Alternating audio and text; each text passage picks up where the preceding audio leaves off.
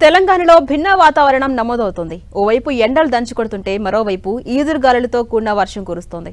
మధ్యాహ్నం వరకు ఎండ దంచేస్తుంటే సాయంత్రం అవగానే వాతావరణం ఒక్కసారిగా మారిపోతుంది. కొన్ని జిల్లాల్లో అకాల వర్షాలు కురుస్తుంటే మరికొన్ని జిల్లాల్లో 42 నుంచి 44 డిగ్రీల సెల్సియస్ రికార్డ్ అవుతుంది.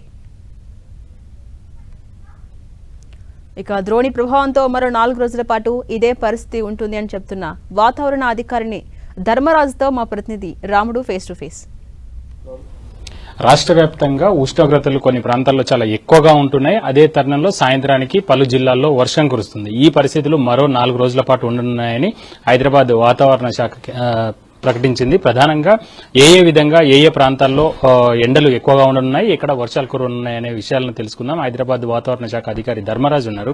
సార్, ప్రధానంగా మనం చూస్తే ఎక్కువ ఎండలు ఎక్కువ జిల్లాలకు వచ్చేటువంటి అవకాశం ఉంది. ఎట్లా ఉంది సార్ ఈ రోజు రేపు ఎల్లుండి?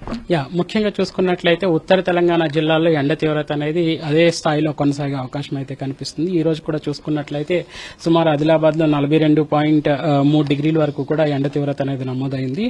సో ఇంకా చూసుకున్నట్లయితే నిజామాబాద్ లో కూడా ఎండ తీవ్రత అనేది గణనీయంగా 42 డిగ్రీల్లోనే కొనసాగుతుంది. ముఖ్యంగా ఉమ్మడి ఆదిలాబాద్ జిల్లాల్లో మాత్రం ఇదే స్థాయిలో మనకి ఎండ తీవ్రత అనేది కొనసాగే అవకాశం అయితే కనిపిస్తుంది. రానున్న 4 రోజులు కూడా ఇటు ఉత్తర తెలంగాణలో ఎండ తీవ్రతతో పాటు ఇటు తూర్పు తెలంగాణ భాగంలో మాత్రం వర్షాలు అనేవి తేలికపాటి నుంచి మోస్తారు వర్షాలు కురిసే అవకాశాలు అయితే మనం చూస్తే గడిచినటువంటి 2-3 రోజుల క్రితం బాగా ఎక్కువగా ఉష్ణోగ్రత నమోదైంది. 44 సెంటీగ్రేడ్ల ఉష్ణోగ్రత కూడా వచ్చినటువంటి పరిస్థితి ఉంది. ఇప్పుడు చూస్తే రేపటికి చూస్తే మొత్తం సగం రాష్ట్రానికి పైగా పూర్తిగా ఎండలు ఎక్కువగా ఉండేటువంటి ఇమేజెస్ మనం చూడొచ్చు. ఎట్లా ఉంటుంది?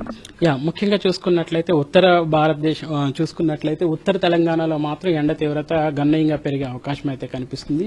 ఇటు తూర్పు గాని ఇటు మధ్యస్థ తెలంగాణలో మాత్రం స్వల్పంగా ఈ యొక్క ఎండ తీవ్రత తగ్గినప్పటికీ కూడా రానున్న 4 రోజులు కొంచెం తగ్గినప్పటికీ కూడా తర్వాత గరిష్ట స్థాయిలో పెరిగే అవకాశం అయితే స్పష్టంగా కనిపిస్తుంది. దాంతోపాటు వర్షాలకు సంబంధించి వర్షాలు కూడా మనం చూస్తే చాలా ఎక్కువగా వస్తున్నాయి. సాయంత్రం టైంలో ఒకేసారి వర్షం పడుతుంది ఇటు సిటీల్లో కానీ అదేవిధంగా జిల్లాల్లో కానీ.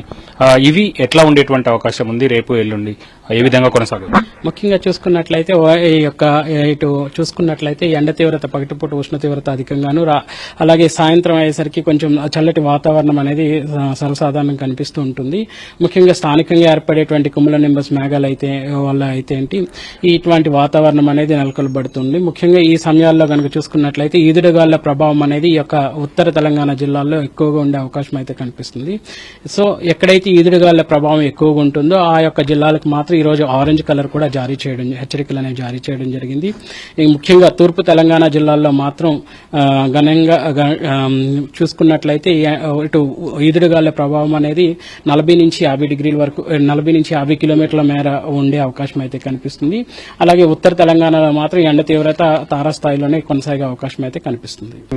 రాష్ట్రంలో ఇటు మిశ్రమంగా కొన్ని ప్రాంతాల్లో భారీగా ఎండ కొడితే మరికొన్ని ప్రాంతాల్లో మాత్రం సాయంత్రానికి అది వర్షం రూపంలో మారిపోతున్నటువంటి పరిస్థితి ఉంది. దాంతో పగటిపూట చాలా ఎక్కువ ఉష్ణోగ్రతలు ఉంటున్నాయి, సాయంత్రం వచ్చే వరకు తగ్గేటువంటి పరిస్థితి ఉంది. రాష్ట్ర వ్యాప్తంగా ఇది మరొక 4 రోజుల పాటు ఈ విధంగానే కొనసాగుతుంది. ఆ తర్వాత మాత్రం ఎండ తీవ్రత కొంత ఎక్కువగా ఉండేటువంటి అవకాశం ఉందని హైదరాబాద్ వాతావరణ శాఖ అధికారులు తెలియజేస్తున్నారు. కెమెరా పర్సన్ కనకరాజుతో రాముడు, 10 టీవీ, హైదరాబాద్.